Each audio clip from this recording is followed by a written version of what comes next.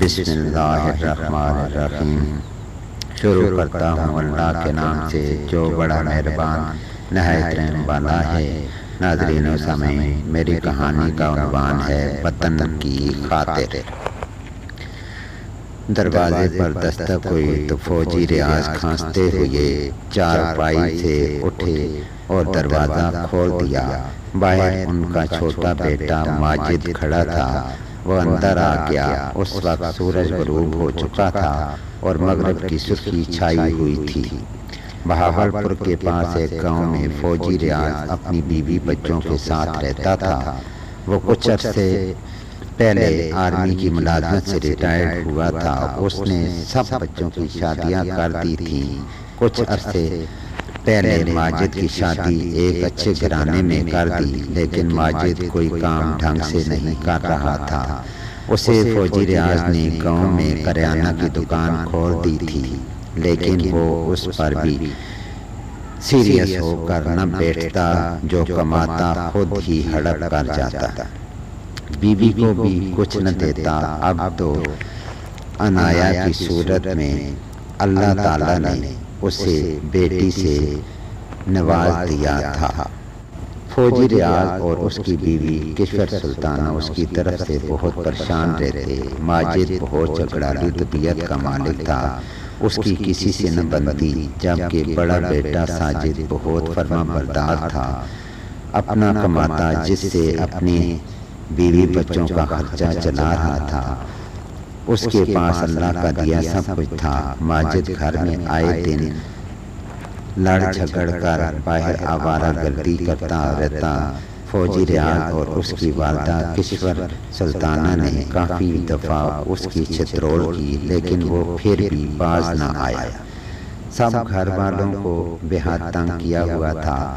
اس نے آج بھی باہر سے گھوم پھر کر گھر آیا تھا۔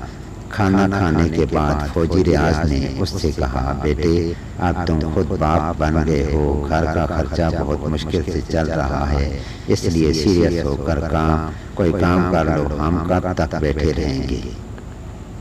ایک دن ہمارا بھی بلاوا آ جانا ہے۔ ماجد بولا، ابو میرا ایک دوست ہے، اس کا پلاسٹک بنانے کا کارخانہ ہے، اس کے ابو نے مجھے اپنی فیکٹری میں کام کرنے کو کہا اور میں کل سے وہاں جاؤں گا۔ بیٹے آج کل حالات بہت خراب ہیں، احتیاط سے جانا اور دل لگا کر کام کرنا۔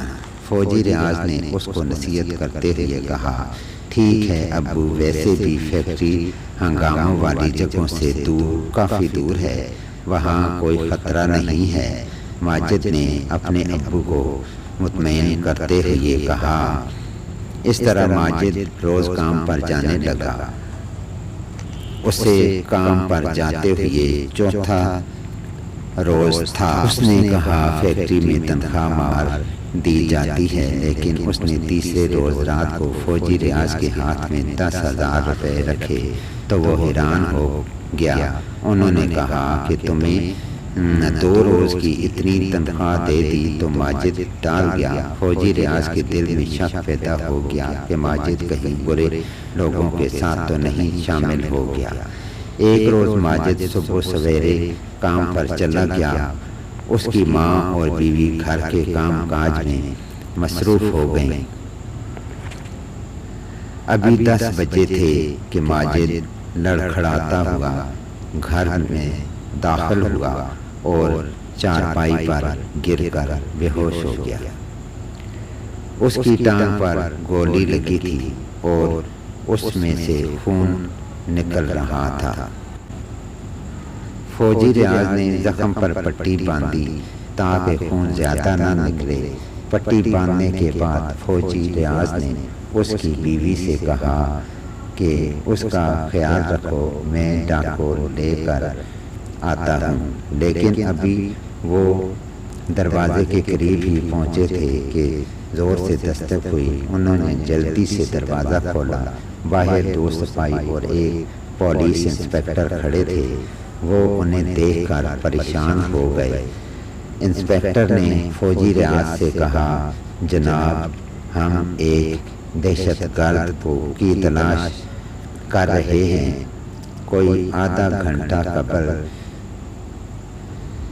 دہشت گردوں نے مارکیٹ میں فائرنگ کی تھی، جس سے کئی آدمی ہلاک اور بہت سارے زخمی ہو گئے۔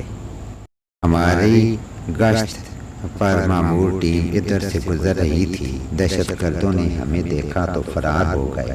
اس میں سے ایک دہشت گرد اسی گلی میں داخل ہوا ہے، اگر آپ کے گھر میں آیا ہے تو بتائیں، اس کی ایک ٹانگ میں گولی لگی ہے۔ فوجی ریاض نے انسپکٹر کی بات سنی تو گرتے گرتے بچے، انہیں زمین و آسمان گھومتے ہوئے دکھائی دے رہے تھے۔ ان کا شک درست نکلا، ان کا بیٹا ان برے لوگوں میں ملوث تھا۔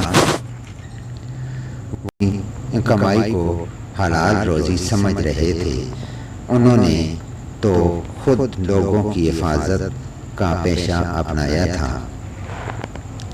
پاک آرمی کے بہادر جوان بن کر ملک و قوم کی خدمت کی، اور ان کا بیٹا کسی روش پر چل نکلا، وہ لوگوں کی جانیں لے رہا تھا۔ ایک طرف بیٹے کی محبت تھی تو دوسری طرف وطن کی سلامتی۔ کچھ دیر دونوں میں کشمکش ہوتی رہی، آخر بیٹے کی محبت وطن کی محبت غالب آ گئی۔ فوجی ریاض نے انسپکٹر کہا، جناب میرے گھر میں ایک دہشت گرد چھپا بیٹھا ہے، اسے گرفتار کر لیں۔ انسپکٹر نے اندر داخل ہو کر ماجد کو، جو اب ہوش میں آ چکا تھا اور درد سے کرا رہا تھا، اسے گرفتار کر لیا۔ ہمارے پیارے وطن پاکستان کو فوجی ریاض جیسے لوگوں کی اشد ضرورت ہے، تب ہی ہمارا ملک امن و امان کا گہوارہ بن سکتا ہے۔